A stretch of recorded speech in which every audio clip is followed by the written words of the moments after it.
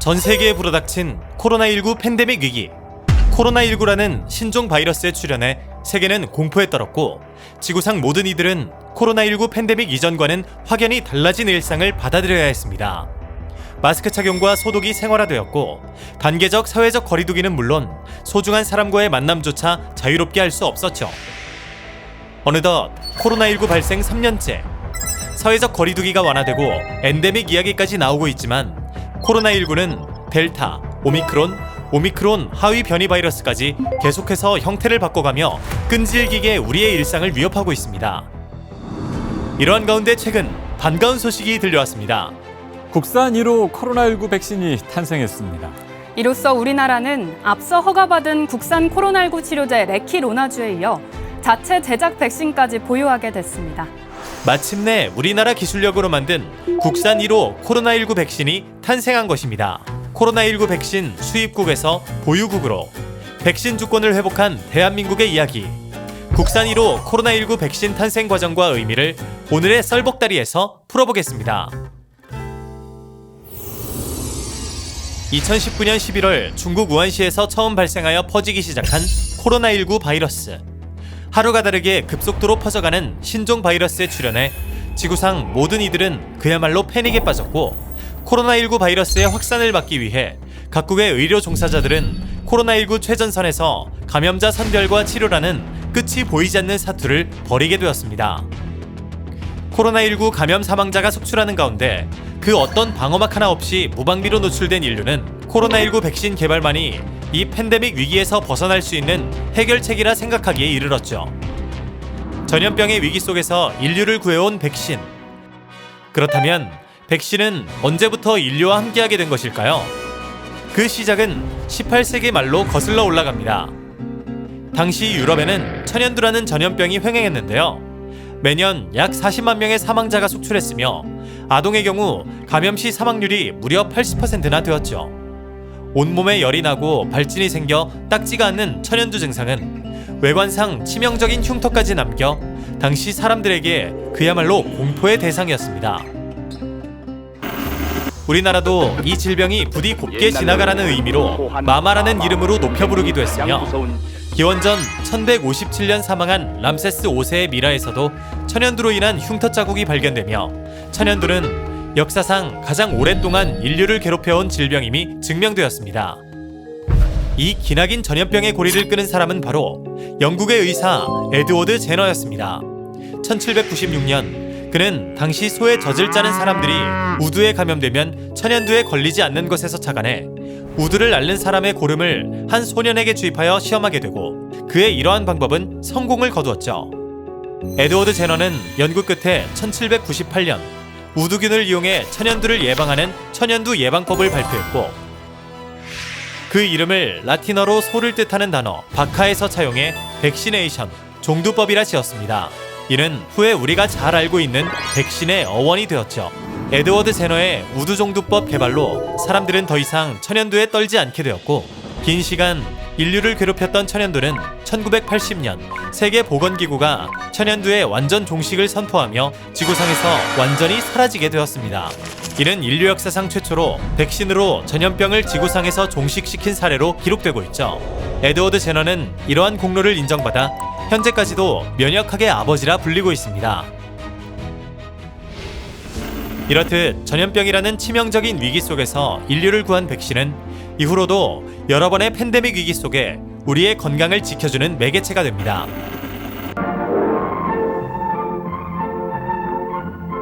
뿐만 아니라 예방주사는 미리미리 맞아서 무서운 전염병으로부터 우리의 몸을 보호해야 하겠습니다.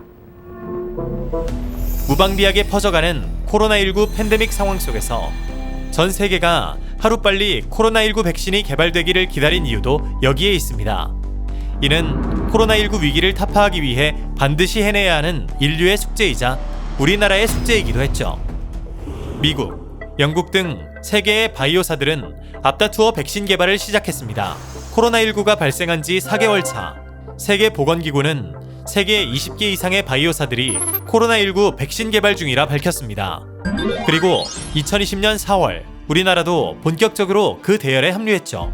정부는 보건복지부 장관과 과학기술정보통신부 장관을 공동위원장으로 하는 코로나19 백신 치료제 개발 범정부 지원위원회를 설치하고 우리나라의 코로나19 백신 개발을 위한 전방위적인 지원 총공세에 나섰습니다. 산업, 학교, 연구, 병원 분야와도 협력해 다 함께 코로나19 백신 연구와 개발에 최선을 다해줄 것을 당부했죠. 코로나19 백신 개발이 성공할 때까지 끝까지 확실히 지원하겠다는 것이 정부의 백신 개발 지원 원칙이었습니다.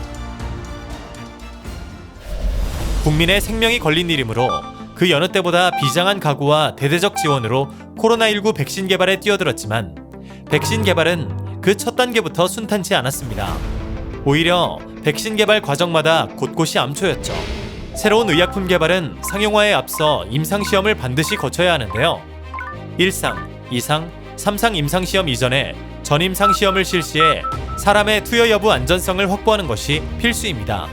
그래야만 다음 과정의 임상시험이 진행될 수 있기 때문이죠. 전임상시험은 주로 쥐나 토끼 등의 소동물과 개나 원숭이 등의 중동물을 통해 진행됩니다. 하지만 코로나19 치료제와 백신의 경우에는 반드시 영장류 실험을 거쳐야 한다는 것이 세계보건기구의 지침이었죠. 상황은 코로나19가 한창인 때 전임상 시험을 위한 영장류 수급부터가 난관이었습니다. 도저히 해외로부터 영장류를 공급받을 수 없는 상황이었죠. 그저 막막하기만 한 상황. 이대로 코로나19 백신 개발은 시작도 못하고 끝나는가 했지만 전방위 지원을 약속했던 정부는 팔을 걷어붙이고 문제 해결에 나섰고 마침내 2020년 6월 한국생명공학연구원이 세계에서 네 번째로 영장류 감염 모델 개발에 성공하며 정부는 이를 활용해 SK바이오사이언스사의 전임상 시험을 지원할 수 있게 되었습니다. 필요한 때에 이루어진 영장류 감염 모델 개발 성공. 하지만 그 뒤에는 밤잠을 아껴가며 개발을 이뤄낸 연구원들의 노고가 있었습니다. 한국생명공학연구원은 2020년 2월부터 코로나19에 감염되고 증상을 보이는 영장류 모델을 개발해왔고 개발 기간을 평소의 2분의 1 수준으로 줄여 보다 빠르게 영장류 감염 모델 개발에 성공할 수 있었습니다. 영장류 모델 개발은 동물이용 생물안전 3등급 연구시설에서 해야 하는 등 절차가 까다롭기로 유명합니다. 그렇기에 현재 세계적으로도 코로나19 영장류 감염 모델을 성공적으로 개발한 나라는 네덜란드와 미국, 중국, 그리고 우리나라까지 총 4개의 국가밖에 없는데요. 이러한 과정 속에 우리나라의 코로나19 백신 개발은 다음 스텝을 밟을 수 있게 되었습니다. 백신 개발에 참여한 국내 개발사는 총 9개. 각 개발사들이 속속 1상, 2상 임상시험에 착수하게 되고 그중 SK바이오사이언스의 코로나19 백신이 가장 먼저 3상 임상시험을 준비하게 되었는데요. 코로나19 상황 속에서 3상 임상시험에 필요한 3만 명 이상의 참여자를 모으는 일이란 그야말로 특급 작전을 방불케 했습니다. 이에 정부는 특별 방역점검회의를 통해 기존에 개발된 백신과 현재 개발 중인 백신을 비교해 효과가 기존 코로나19 백신보다 낫지 않다는 것을 증명할 수 있도록 비교 임상시험을 도입하기로 하는데요. 하지만 자신들이 어렵게 만든 백신을 성능 입증하는 데 쓰라며 내줄 제약사를 찾기란 하늘의 별 따기만큼 어려운 일이었습니다. 정부는 지속적으로 글로벌 기업과 협상해 나가며 세계보건기구와 감염병 혁신연합 등 국제기구와 각국 정부의 대조 백신의 필요성을 언급하며 공감대를 형성해 나갔고 G7 정상회의를 통해 만난 아스트라제네카사의 파스칼 소리오 CEO와의 면담을 진행, 특별 서한까지 보내는 등 대조 백신 구하기에 온 힘을 다했습니다.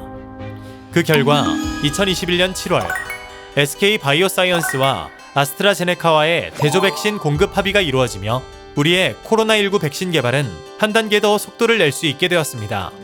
SK바이오사이언스의 개발 백신이 3상 임상시험에 승인되면서 정부도 한 차례 바빠졌습니다. 이른바 임상 3상 집중 지원 체계를 가동하게 되는데요. 비교 임상이 인정되어 필요한 임상 참여자 수는 기존 3만 명에서 4천 명으로 줄어들긴 했지만 코로나19가 심각한 상황 속에서 4천 명이라는 많은 수의 사람을 모으기는 결코 쉽지 않은 일이었습니다. 따라서 2021년 8월 19일 정부 주도하에 임상시험 실시기관 병원장 간담회를 열고 임상시험 진행을 독려하며 참여 홍보 캠페인도 진행하게 되었죠. 임상 3상에 참여하는 사람들에게는 자원봉사 시간 인정과 코로나19 백신 접종자와 동일한 예방접종 증명서를 발급해 임상 참여로 인한 불이익을 받지 않도록 했습니다. 다행히도 이러한 임상시험 홍보 캠페인은 모집 첫 주에만 약 1,500명이 참여를 희망하며 큰 성과를 거두었습니다. 이는 코로나19 상황이 심각함에도 불구하고 상당히 많은 국민들이 임상시험에 동참해 주었기에 가능한 일이었는데요. 2021년 하반기 코로나19 예방접종이 한창일 때 우리나라 코로나19 백신 개발을 위해 선뜻 팔을 내어준 국민들. 그 결과 총 570명의 국민이 3상 임상시험에 참여할 수 있었고 3상 시험도 이대로 순조롭게 진행되는 듯 했습니다. 하지만 백신 해외 진출을 위해서는 다양한 인종에 대한 임상시험도 필요했는데요. 코로나19 상황 속에 외국인 참여자를 구하기는 또 다른 난관이었습니다. 정부는 주한대사관과 협력해 국내 거주 외국인을 대상으로 임상시험 참여자 모집 지원에 나섰고 그 결과 거주 외국인 158명이 임상시험에 참여해 주었습니다. 이렇게 구슬땀을 흘려가며 모은 백신 임상시험 결과가 빠르게 승인 진행될 수 있도록 정부는 국립보건연구원과 국제백신연구소를 활용해 검체 분석을 지원하기로 했고 임상 3상이 시작되기 이전부터 표준물질 확보와 표준시험법을 확립하는 등 만반의 준비를 갖추었습니다. 하지만 해외에서 진행한 임상시험 검체가 국내로 반입되는 것을 기다리던 중에 또 하나의 난관에 부딪히고 마는데요. 러시아의 우크라이나 침공으로 우크라이나에서 진행한 임상시험 참여자의 검체가 국내 반입이 불확실한 상황에 놓이게 된 것입니다. 정부는 검체가 무사히 들어올 수 있도록 꾸준히 상황을 모니터링하며 기업과 협력해 일정을 앞당기는 등 검체 반입을 위해 그야말로 고군분투했습니다. 그 결과 2차 접종을 완료한 임상시험 참여자 93명의 검체 중 70개 이상의 검체가 국내로 들어올 수 있게 되었죠. 산 넘어 산 같았던, 한순간도 마음 편히 가질 수 없었던 과정을 이겨내며 6월 29일 마침내 기다리던 소식이 들려왔습니다. 선진국에서나 가능할 거라 생각했던 코로나19 백신 개발이 순수 우리나라의 기술력으로 탄생하게 된 것입니다. 이로써 대한민국은 코로나19 치료제와 백신을 모두 보유한 나라가 되었으며 미래 감염병 유행에 보다 선제적으로 대응할 수 있는 보건 안보 체계를 구축하게 되었습니다. 우리나라는 이번 코로나19 백신 개발을 통해 지구상에서 세 번째로 코로나19 치료제와 백신을 모두 보유한 국가가 되었습니다. 현재 코로나19 치료제와 백신을 모두 갖고 있는 나라는 미국, 영국, 그리고 우리나라뿐입니다.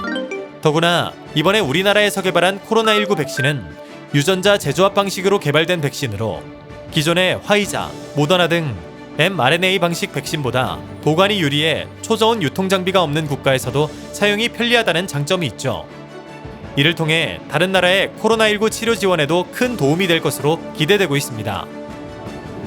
코로나19 바이러스라는 팬데믹 위기 속에서도 코로나19 백신 수입 대란 속에서도 포기하지 않고 마침내 순수 기술력으로 코로나19 백신 개발에 성공한 우리나라. 이는 결코 한 사람, 한 기업만의 성과가 아니었습니다. 많은 기관, 기업뿐 아니라 밤잠을 새워가며 일한 연구자들, 임상에 선뜻 참여한 국민들, 다른 나라의 외국인들까지 눈에 보이지 않는 한 사람 한 사람 모두가 어려움 속에서도 같은 뜻으로 만나 이뤄낸 성과입니다. 코로나19 위기 속에서도 희망의 끈을 놓지 않고 끝내 이뤄낸 국산 1호 코로나19 백신 개발 성공. 이 귀중한 경험은 우리 국민 모두에게 다음에 다가올 위기에도 성공적으로 대처할 수 있게 하는 큰 힘이자 밑거름이 되어줄 것입니다. 어려울수록 더 잘 뭉치는 나라 대한민국. 이 희망의 DNA가 우리 모두의 가슴에 남기를 기대하며 이상 썰복달이었습니다.